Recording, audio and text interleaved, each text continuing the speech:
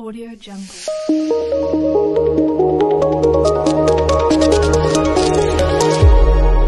Audio Jungle.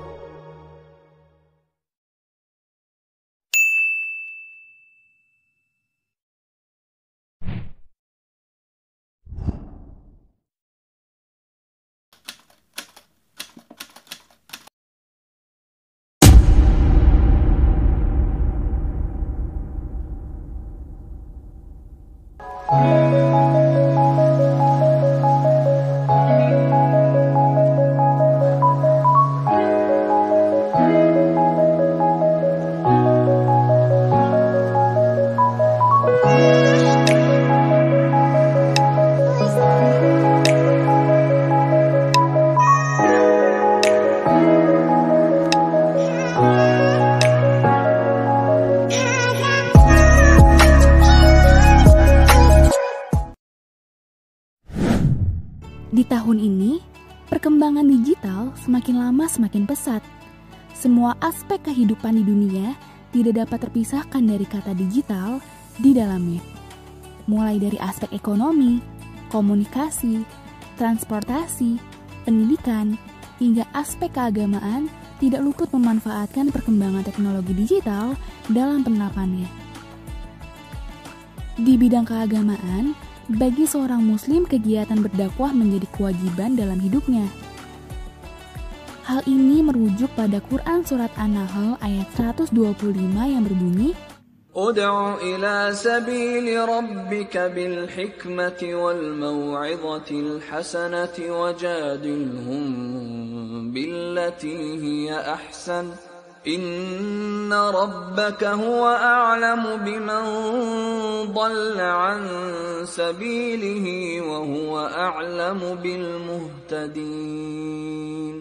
Serulah manusia kepada jalan Tuhanmu dengan hikmah dan pelajaran yang baik, dan bantahlah mereka dengan cara yang baik. Sesungguhnya Tuhanmu dialah yang lebih mengetahui tentang siapa yang tersesat dari jalannya, dan dialah yang lebih mengetahui orang-orang yang mendapat petunjuk.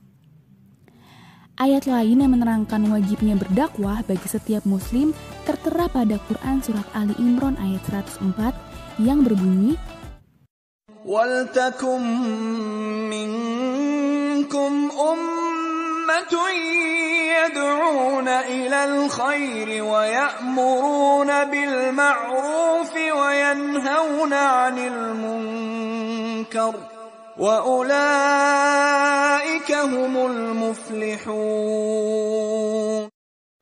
Dan hendaklah di antara kamu ada segolongan orang yang menyuruh kepada kebajikan, menyuruh berbuat yang makruh, dan mencegah dari yang mungkar, dan mereka itulah orang-orang yang beruntung. Mengacu pada kedua ayat ini, maka kita berkewajiban untuk menyeru sesama ke jalan kebajikan, yaitu ke jalan Allah dengan cara bijaksana dan senantiasa memberikan pelajaran yang baik, serta mengajak untuk mencegah dari yang mungkar. Pelajaran itu dapat kita sampaikan melalui penyampaian lisan atau dengan sikap dan amal perbuatan. Namun, bukan berarti berdakwah tidak memiliki tantangan dalam pelaksanaannya. Perkembangan media menjadi tantangan sekaligus peluang bagi para dai dalam menyampaikan dakwahnya. Banyak isu negatif yang memang seolah menjadi bagian yang normal dalam kehidupan umat, terutama di negara bagian barat. Seperti ketidakadilan berkedok Islam, teroris, pencemaran nama baik Islam, dan hal negatif lainnya yang menimbulkan Islamofobia. Islamofobia hadir bersama dengan globalisasi. Ketika orang-orang berpikiran bahwa Islam itu keras, Islam mengandung hal-hal negatif, karena adanya globalisasi, maka disitulah peran dan peluang kita sebagai seorang muslim untuk mengoreksinya. Dalam pelaksanaan dakwah di era teknologi digital ini, banyak sekali strategi-strategi yang dapat kita lakukan untuk mempermudah dan memperlancar kegiatan dakwah kita. Adapun 4 strategi dakwah di era digital ialah sebagai berikut. 1. Memproduksi konten-konten dakwah yang bermanfaat dan menunjukkan Islam yang damai. Kalangan pemuda tidak boleh hanya menjadi penikmat, penonton, dan penyebar konten dakwah saja, namun harus mampu memproduksi konten positif untuk berdakwah. Kedua, konten haruslah menarik. Kemasan konten menjadi hal yang penting untuk saat ini.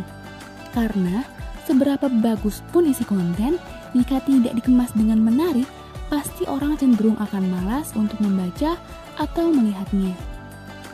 3. Menyesuaikan topik dakwah dengan situasi dan kondisi yang sedang terjadi. Hal ini dikarenakan aktivitas dakwah haruslah responsif dan memperhatikan isu-isu terkini yang sedang tren. 4. Sinergi antar komunitas atau organisasi untuk membentuk para juru dakwah yang berstandar. Dalam hal ini, selain untuk membentuk juru dakwah yang berstandar, adanya sinergi antar komunitas atau organisasi bermaksud untuk saling menguatkan dalam bingkai NKRI. Contoh penerapan teknologi digital dalam kegiatan dakwah yaitu dengan memanfaatkan perkembangan media sosial, seperti menggunakan Facebook, Instagram, Twitter, atau menggunakan aplikasi yang sedang hangat saat ini seperti aplikasi TikTok. Pemanfaatan media sosial dalam berdakwah sangat berdampak tinggi bagi semua kalangan, khususnya bagi kalangan muda saat ini. Tidak hanya itu, kita pun bisa mengajak banyak orang dari berbagai macam daerah hingga berbagai macam negara dalam kegiatan majelis ilmu yang kita adakan hanya dengan bantuan internet dan aplikasi. Banyak sekali kajian-kajian saat ini yang memanfaatkan aplikasi video conference seperti Zoom, Google Meet, Skype, dan aplikasi-aplikasi lainnya sebagai prasarana dalam mengajak banyak orang untuk mengikuti kajian ilmu yang kita selenggarai. So, dengan adanya perkembangan digital, mempermudah kita dalam menjalankan dakwah. Jadi, tidak ada alasan bagi kita sebagai umat Islam untuk tidak berdakwah. Yuk kita sama-sama memanfaatkan perkembangan teknologi digital ini dengan baik untuk menyebarkan ajaran Islam kepada seluruh dunia.